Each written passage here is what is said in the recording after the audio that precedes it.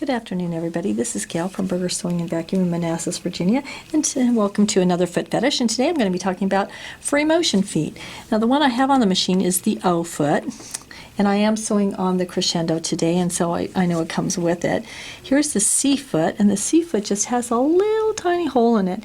And I have to admit that I use this one a lot because I have to get up close to things when I like to do applique. Then we have the clear foot. And this one, it gives you a little bit more visibility versus the open-toed foot. I know that I have a clear foot that's open in the front, and I honestly can't remember where I found that one. And then this one is our echo quilting foot, and this one, it has little lines on it so you can do your echo quilting. And I also have the adapter on it already, so it'll be easier for me to get that on. So let's look at the O foot, and the O foot, it's really nice. It's nice and open, and you can see that it's open, so I can see if I need to. If I have lines drawn on here, so I'm going forward and backwards and left and right, and so as you go along, you notice it also hops. So it pushes the fabric down and holds it there, and so when you move it, it's holding that down. It's not doing a hovering motion. So this is really nice. Okay, so I'm going to cut that. I'm going to take that foot off real quick, and this one is a hopper, so you see it goes like that. So I'll put the other one on. It's very similar, so it might be a little bit harder to get on the first time. It's nice and snug, and don't stick the needle through your glove like I just did. And this one, and let's bring this one down, and this one I obviously needed to put that on last. I'll go and I'll do the little O foot, or the C foot, excuse me. This is the C foot, and my arm's in the way. So this one just has that little hole in it, and make sure that your needle is going to go right through that hole. You don't have your needle move left or right. It's in that center position. And you notice that this foot does not go up and down. It's just hovering over. And most machines, especially electronic machines, will allow you to change your presser foot height. So you might need to change it for your free motion. But you see it hovers. It does not bounce like the other one did. So that is our C foot, and it is so nice and small. I can really see well with it because it's so tiny, and especially if I have applique and I want to go right around that applique, it's so nice and small. It lets me do that. Now I'm going to go and I'm going to put this one on, and let's get this foot way up high.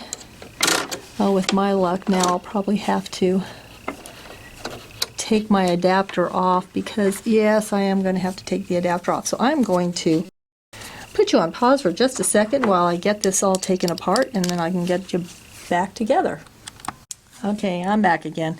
I thought I was going to be giving myself a head start on this, but I had to put that adapter on there.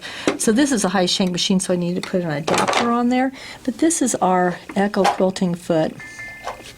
And yes, I'll put it down. I love machines that tell me what I'm doing wrong.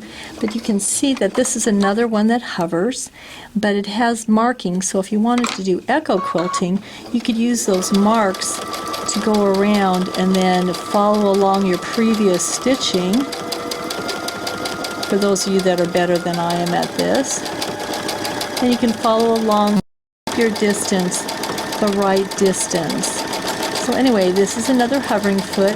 It's nice and clear, so you can see where you're going, front and back, left and right. And there, that is that one. I'm going to take that foot off. It's hard to do it with gloves on. I might have to take my glove off to get this off of there. So now I'm going to take this off. Let's see how quick it is with all of this. You have to take this screw all the way off. So let's get that off of there. On our adapter, because you can see it has a hole in it to keep it nice, keep it on there nicely. I'm going to put this foot on there. So this one fits on just, get it up. and push it on. And I'm thinking that there we go.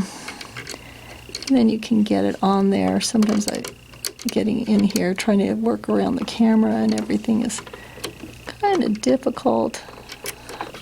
Okay, I might be turning that camera off real quick if I can't get this in there.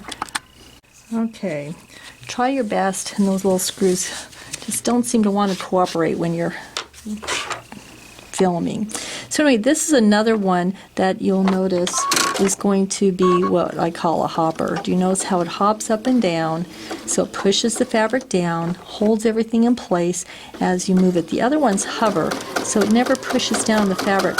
So sometimes you may need that stability of your foot pushing down on it, and other times you may not want it to.